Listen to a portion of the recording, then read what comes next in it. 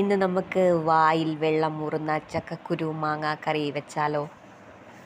ചക്കക്കുരുവും മാങ്ങയും നന്നായി ചക്കക്കുരുവിൻ്റെ തൊലിയൊക്കെ കളഞ്ഞ് മാങ്ങയുടെ തൊലിയൊക്കെ കളഞ്ഞ് നന്നായിട്ട് വേവിക്കാൻ, വെള്ളമൊക്കെ ഒഴിച്ച് ചട്ടിയിൽ വേവിക്കാൻ വെക്കുക. അതിൻ്റെ കൂടെ ചേർക്കാനുള്ള അരപ്പാണ് തേങ്ങയും മഞ്ഞൾപ്പൊടി. അതിനകത്ത് കുറച്ച് മല്ലിപ്പൊടിയോ അതല്ലെങ്കിൽ അത് ഉപയോഗിക്കുന്നില്ല എങ്കിൽ കുറച്ച് ജീരകപ്പൊടിയോ പിന്നെ ചെറിയ ഉള്ളിയും കൂടെ ചേർത്ത് നല്ല കുഴമ്പ് രൂപത്തിൽ അരച്ചെടുത്ത് ഈ നല്ല വെന്ത് പരുവമായിരിക്കുന്ന ആ ചക്കക്കുരുവും മാങ്ങയും കൂടെ ഒന്ന് നല്ലപോലെ തവി കൊണ്ട് ഉടച്ചെടുത്ത് അതിനകത്തേക്ക് ഈ കുഴമ്പ് രൂപത്തിലുള്ള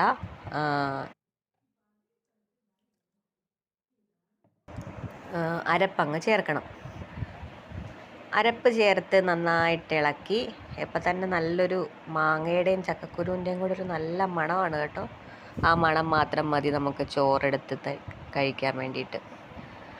എന്നാൽ പിന്നെ അടുത്തത് ഇനി അതിന് ഇച്ചിരി കടുകും കൂടെ വറുക്കണം.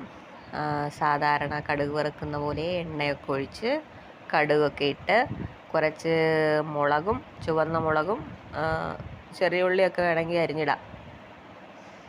കടുക് വറ കഴിഞ്ഞ് കടുക് വറുത്ത് നല്ലപോലെ അതിൽ ചേർക്കുക. അപ്പോഴത്തേക്കും ആ ചക്കക്കുരുയുടെയും മാങ്ങയുടെയും രുചി ഒന്നും കൂടെ ഒരു സൂപ്പർ എഫക്റ്റ് ആകും.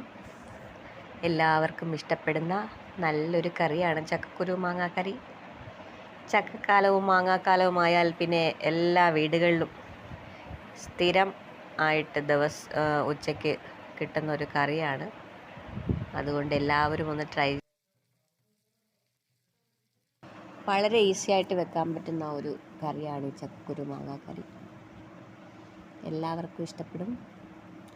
ട്രൈ ചെയ്ത് നോക്കണേ. നമ്മുടെ ഉള്ളി കുറച്ച് വഴറ്റിയെടുക്കാൻ കുറച്ച് സമയം എടുക്കുന്നുണ്ട്. കറിവേപ്പിലയും മുളകിട്ടിട്ടില്ല. പച്ചമുളക് നമ്മൾ ചക്കക്കുരുവിൻ്റെ കൂടെ അരിഞ്ഞിട്ടിട്ടുണ്ട്, അത് മതി. അങ്ങനെ ചട്ടിയിലേക്ക് എണ്ണയും വറുത്ത് ചേർത്തു. അടിപൊളി മണമാണ്. അതിന് ചോറിന് വേറെ കറിയൊന്നും വേണ്ട. ഇതിൻ്റെ കൂടെ ഒരു ഉണക്കമീൻ വറുത്തും കൂടെ ഉണ്ടെങ്കിൽ സൂപ്പറായിരിക്കും.